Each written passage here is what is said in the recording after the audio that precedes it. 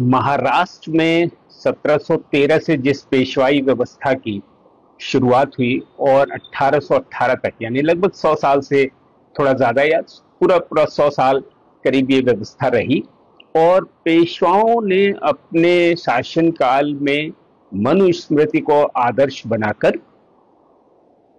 पूना और उसके आसपास के जिन इलाकों में पेशवाओं का शासन था, वहां इस व्यवस्था को, मनुस्मृति की इस व्यवस्था को अक्षरशः लागू करने की या यथासंभव लागू करने की कोशिश की थी, जिसके चलते पूरे महाराष्ट्र और आसपास के जो कर्नाटक के इलाके हैं, जो महाराष्ट्र के बॉर्डर से लगते थे, उन सभी जगहों पर एक ऐसी सामाजिक व्यवस्था बनी जिसमें ब्राह्मण सर्वोच्चता हर रूप में थी और शूद्रों अतिशूद्रों के लिए यह व्यवस्था नरक से, जिसकी आप कल्पना कर सकते हैं नरक की, तो उससे भी बदतर थी। जानवरों को भी वो अधिकार थे जो अतिशूद्रों को इस व्यवस्था में नहीं थे,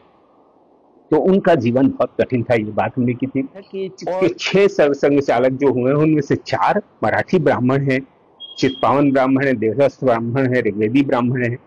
एक कर्नाटक का ब्राह्मण है जिन्होंने इसका नेतृत्व किया सुदर्शन ने,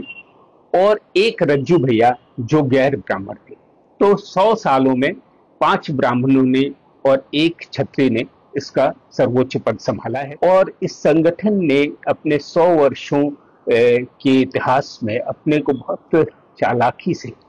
एक हिंदू संगठन साबित करने की कोशिश, जो हिंदू समाज को संगठित करना चाहता है, ये उनका आदर्श। महाराष्ट्र में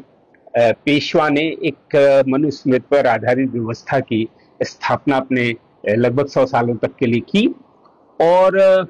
इस व्यवस्था के चलते महाराष्ट्र और उसके आसपास के ब्राह्मणों की सर्वोच्चता समाज में स्थापित हुई। जब पेशवाई शासन 1818 में समाप्त हुआ तो तत्काल ये सामाजिक व्यवस्था खत्म हुई। ब्राह्मणों की सर्वोच्चता